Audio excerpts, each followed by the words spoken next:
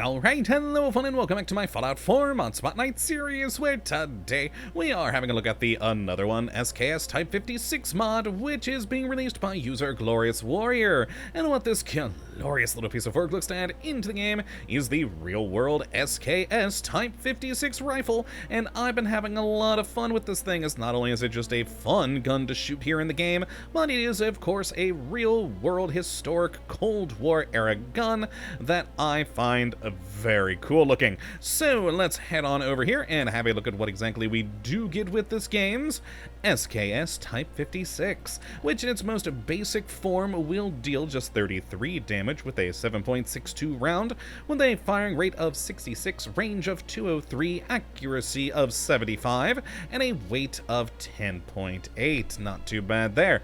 And as you can see, this is a pretty good looking gun on both the texturing and modeling, and certainly does look the part for an SKS. It at least looks like all the ones I've ever seen, and it's just pretty darn cool, and has a ton of different modifications. You've got all sorts of things in here, which is very cool because it adds a lot of options, not only for making the gun better and more usable later into the game, but also a lot of cool aesthetic things too, to help you not only match your playstyle, but more the type of gun feel that you're looking for. So all in all, very fun indeed. Now, as for how you get your hands on one of these weapons, well, first and foremost, there are some DLC requirements for this thing. You are going to need Far Harbor as well as Nuka World. Not too surprising there with a 7.62 rounds it uses. But once you've got those installed, you'll find just 2 of these in the world. Now, one of them is a unique one, so I'll let you guys find that one yourself, but the standard gun of this is found over at the US Air Force Satellite Station Olivia, specifically up on the gantries near the actual dish. You'll find this thing just sitting there, as well as a box or a couple of boxes of 7.62 ammunition. So not hard to get this thing pretty early on in the game, and with all the modifications you've got for this gun, it'll last with you for quite some time. So let's actually head on over to the weapon station here and take a look at all the things we do get. Now, in the receiver category, we've got a lot of the typical sorts of things like standard calibrated light, etc., and we're going to have them in both the semi-automatic as well as automatic versions. So you've got a lot of good options here, and there's going to be a bit more requirements than a lot of other mods. Like for the best of the automatic ones, you are going to need Commando 5. So for the purposes of testing here today, I just spawned these in myself to show off their base stats. But yeah, when you got these installed and actually have the rank 5 in Commando or the rank 5 in Rifleman here, you're going to do a lot more damage than what I've got showing here. Now, then the barrel category, we've got a couple of options: a standard, short, a CQB, MG, and sniper barrel.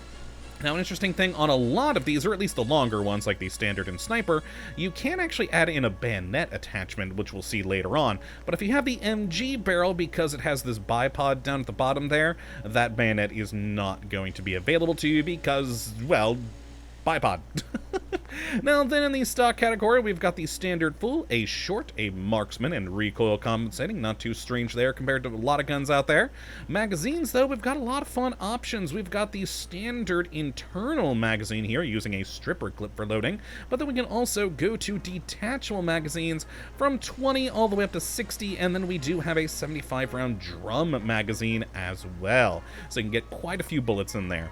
Now, next in the sights category, oh boy, we've got options. Everything from a standard iron sight to a number of different red dot sights, hollow sights, reflex sights.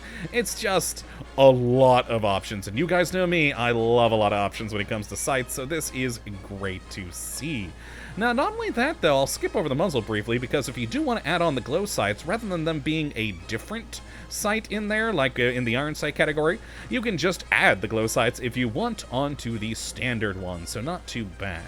Now then, as for the muzzle, we've got, again, a lot of options in here, from the standard nothing to a whole load of different muzzle brakes and compensators, and then moving on into, oh god, we've got lots of muzzle brakes and compensators, and then a whole load of different suppressors as well. Not as many as with the compensators and muzzle brakes, but still a good few options, so a lot of stuff here to help you not just with aesthetics, but with your stats.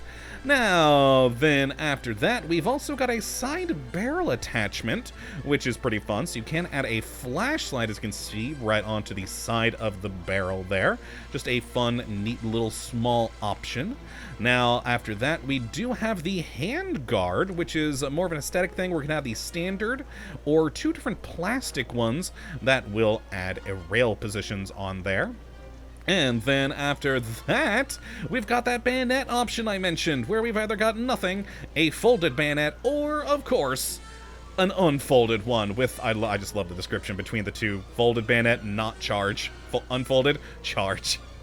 I like that. It's a small thing, but I like that sort of stuff.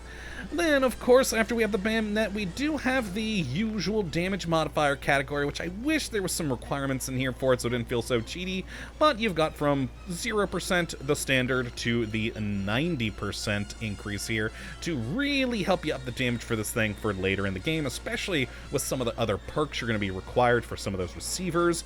This thing can become pretty darn powerful. And then, of course, our last two final categories. One is another cool aesthetic option, and that's with the ammunition. It really only is visible with the stripper clip, but you can change the bullets to steel casing, green lacquered, or brass casing. It's just a minor detail, but kind of a nifty one that I really do like. And then finally, we've got the material category for the gun itself, where we got either old wood, restored wood, new wood, plastic, or carbon fiber. So yeah, a lot of great options in here that just add so much to the gun, both for upping its stats as well as aesthetic things. So yeah, a lot of great options in there for you to turn this gun into a lot of various things. So let me go grab my two modified ones, where I've got a sniper version here and a machine gun version here, and let us take some shots with our glorious SKS.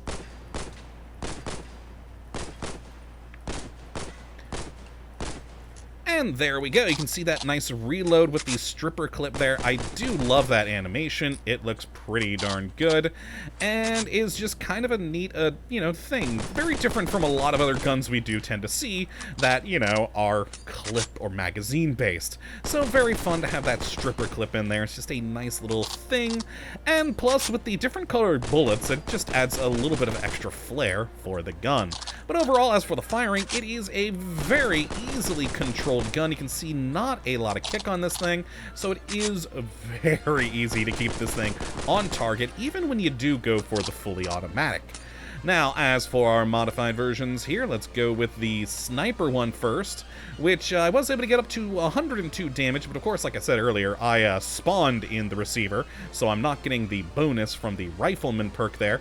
But yeah, just a cool little sniping gun with a pretty decent amount of damage, and of course, a pretty good shooting.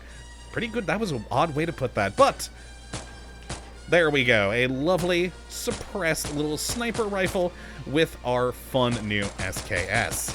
And with that low amount of recoil, it makes it pretty easy to keep on target with these things, so you can do a lot of damage with your sniping, even for someone like me who's not the greatest of shots. Granted, I'll still miss, but, a little bit better.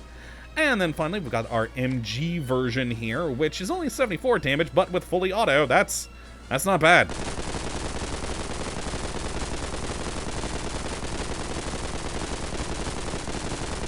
And there you go, that was 75 rounds from that drum magazine, all pretty much on target. Thanks to the easy controllability and the low amount of recoil from this gun, this MG is pretty darn powerful, as it's so easy to keep on target.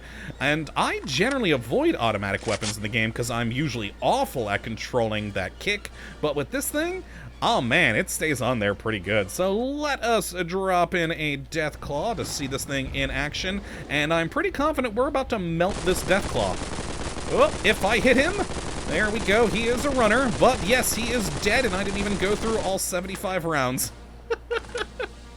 Oh yeah, he's pretty easy to kill with this machine gun. I really do like it. Granted, getting all those 7.62 rounds is going to be a bit of a pain, unless of course you use other mods to help have those rounds more readily available in the Commonwealth. But still, even with you know, if you're just around Nuka World or in general have those mods, you should be pretty good with keeping these things well fed with ammunition.